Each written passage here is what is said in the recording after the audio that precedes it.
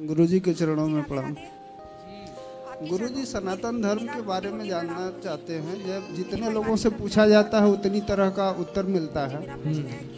और जानना ये था मुझे, सनातन धर्म जब उदय पर था तो पुष्पक विमान चला करता था। पुष्पक विमान चला करता था जब उदय पर था। तो उसके बाद जो है आज का युग जैसा है उसमें इतना पतन क्यों हुआ, इसका कारण क्या है? तो आज भी और सनातन धर्म क्या है? विमान आपके तो आज हिसाब भी से। चल रहे हैं। पुष्पक विमान की बात कर रहे हैं जो मन की गति से चला करते थे। गुरुजी प्रणाम। सनातन धर्म देखो इतना वैज्ञानिक है कि जब विमानों की कोई कल्पना नहीं कर पाता था तब सनातन में विमानों का जिक्र है। साइंटिफिक है विज्ञान, साइंटिफिक है सनातन। सनातन की मुख्य बात यह है कि सनातन जो है इस धर्म के अंदर दया है, सबके प्रति सबको गले से लगाने की भावना है।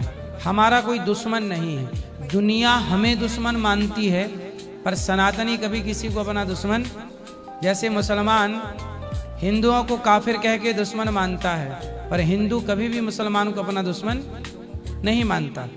हमारे अंदर दया है और धरती में किसी के अंदर इतनी दया नहीं है जितनी सनातन धर्म में सनातनियों के अंदर दया है। तो हमारे धर्म ने दया करना सिखाई, सत्य बोलना सिखाया, धोखा ना देना सिखाया, जीव मात्र की सेवा करनी सिखाई।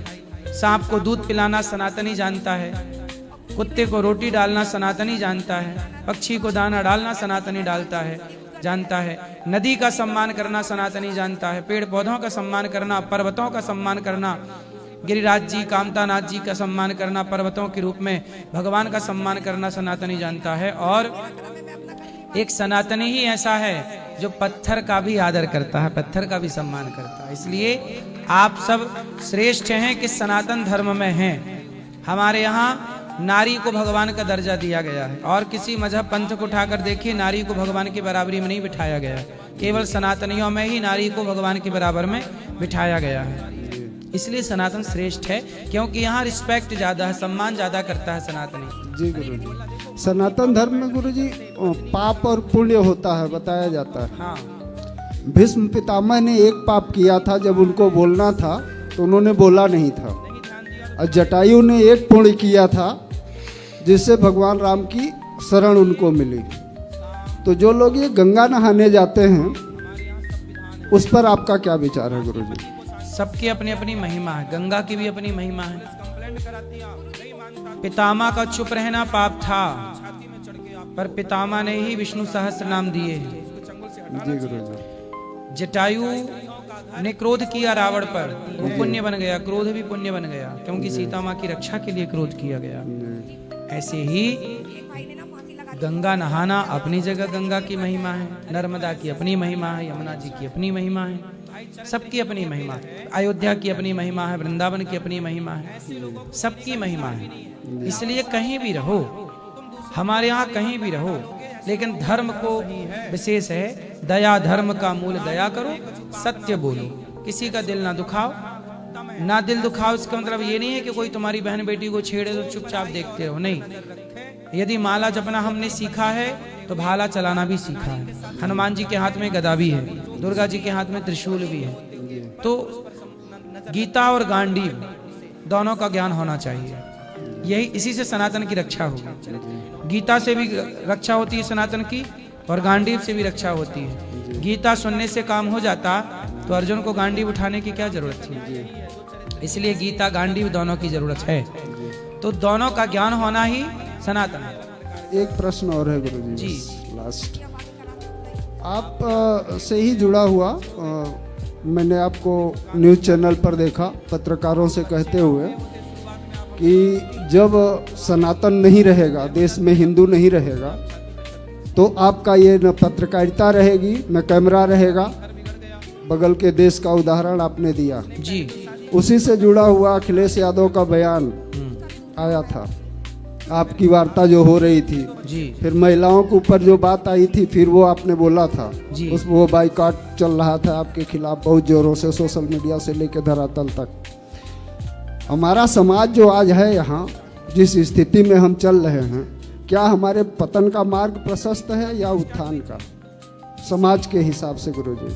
चरण स्पर्श।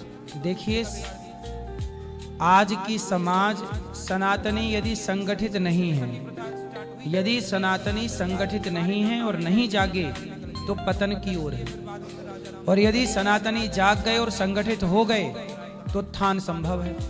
तो उत्थान और पतन दोनों अब आपके हाथ में है, तुम्हारे हवाले वतन साथियों।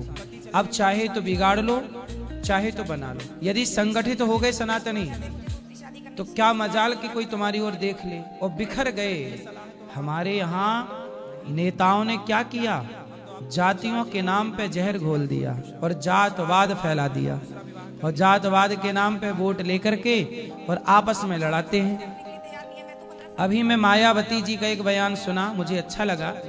मायावती जी कह रही थी कि देखो भैया, नेताजी तो आएंगे, गांव में भाषण दे के चले जाएंगे, तुम ब्राह्मण क्षत्रिय वैश्य शूद्र करके चले जाएंगे, पर गांव में तुम सबको एक साथ सदा रहना है। हमारे गांव में ब्राह्मण भी हैं, ठाकुर भी हैं, यादव भी हैं, और हमारे यहाँ हरिजन भी हैं, हमारे यहाँ कोल भील भी हैं, सब हैं। तो नेता तो आएगा, हमें लड़ा के चला जाएगा, पर हम गांव के सब लोगों को सदा एक साथ रहना है। तो नेताओं के भड़काने पर लड़के क्यों रहें? सदा से गांव के लोग एक साथ मिलजुल कर रहे हैं, एक दूसरे के दुख दर्द में काम आए हैं। तो आज भी सनातनियों, आप लड़कर नहीं, प्यार मोहब्बत से रहो, इसी से भला है। बहुत बहुत धन्यवाद। इसी से भलाई हम सबकी। भारत का हर गांव ऐसा है जिस गांव में सारे समाज के लोग रहते हैं, 4-6 समाज तो रहती होगी। इसलिए तुम क्यों लड़ो? सदा तुम दोनों एक दूसरे के सपोर्टर हो, एक दूसरे के काम आओगे। हमारे गांव में कोई भी गरीब परिवार की बेटी जो आदिवासी हैं और जो गरीब, वो जिनको आज की भाषा में आदिवासी और हरिजन कहते हैं, उन लोगों की बेटियों का जब विवाह होता है तो ये दास अनिरुद्ध, मैं वृंदावन रहता हूँ, पर हमारे गांव में यदि मोची समाज में किसी बेटी का विवाह है तो मेरे पास फोन आ जाता है कि बेटी का विवाह है, और बारातियों के भोजन की सेवा यहीं से जाती है, गौरी गोपाल की सेवा। राधे राधे। उनके जितना सेवा होगी, मेरे गांव में जितनी बेटियों का विवाह होता है, हम सब प्रेम से मिलजुल के करते हैं सबका, सबको अपनी बेटी की तरह। अब हम आपस में क्यों लड़ें? जब हम पैदा हुए तब हमारे गांव में सारे समाज के लोग रहते थे और प्यार से रहते थे, तो आज हम क्यों लड़के रहें? हम भी क्यों ना प्यार से रहें? इसलिए हम सबको साथ रहना चाहिए। बहुत बहुत